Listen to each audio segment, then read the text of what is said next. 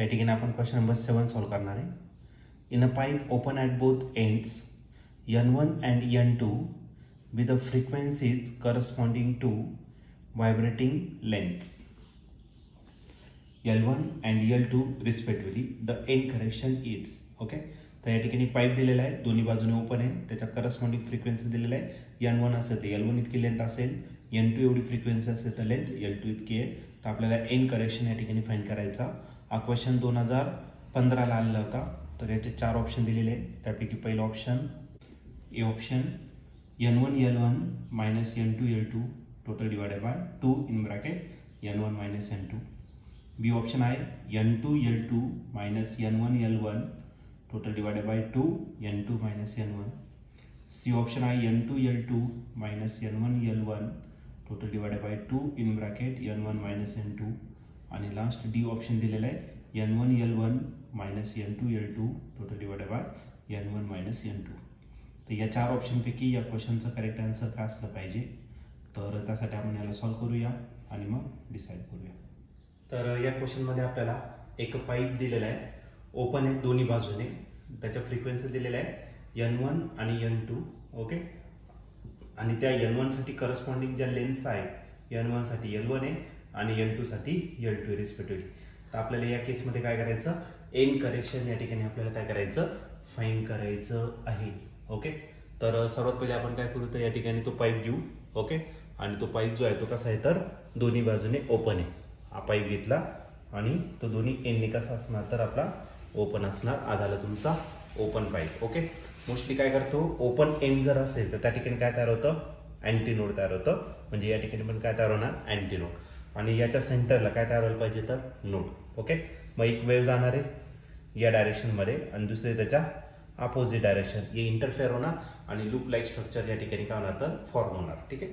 पण end correction ही अशी concept असते, ऍक्च्युली जी अँटी नोड आहे तो डायरेक्टली ओपन एंडला नाही तयार होणार.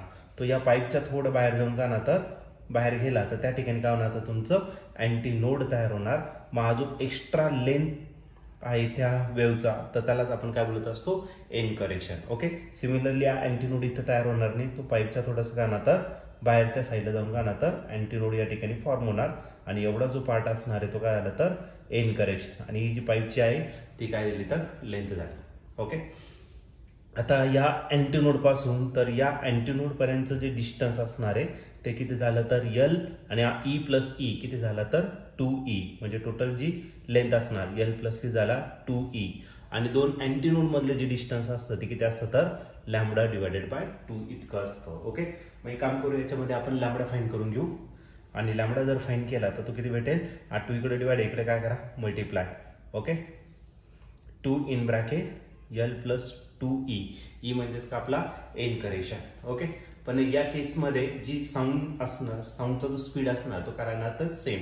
आणि आपल्याकडे फॉर्म्युला वेव्ह वेलोसिटीचा V इज इक्वल टू काय, तर N लॅम्बडा. ओके. आणि हा जो टर्म आहे तरी काय असणार, तर आपली कॉन्स्टंट असणार. स्पीड आपला कॉन्स्टंट असणार, वेव्ह वेलोसिटी कॉन्स्टंट असणार. मग आपण लिहू शकतो की N1 lambda 1 is equal to N2 lambda 2. Okay.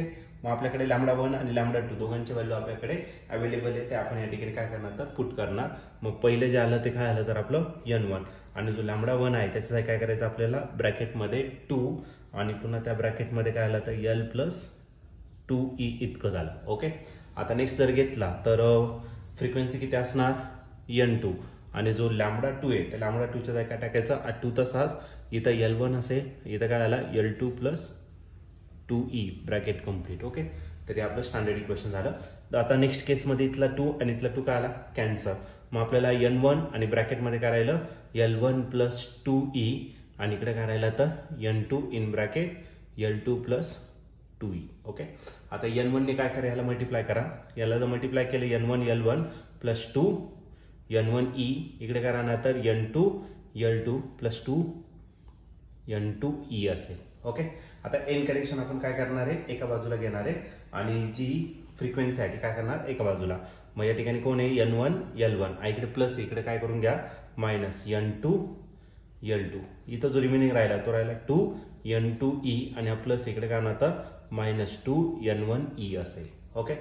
आता या दोन्ही टर्ममधून काहीतरी कॉमन येणार आहे आणि तो काय असणार तर 2e, इथं काय राहिला तर n2 मायनस n1, इथं राहिला n1 l1 minus n2 l2. Okay, आता मला एन करेक्शन या ठिकाणी काय करायचं, फाइंड करायचं.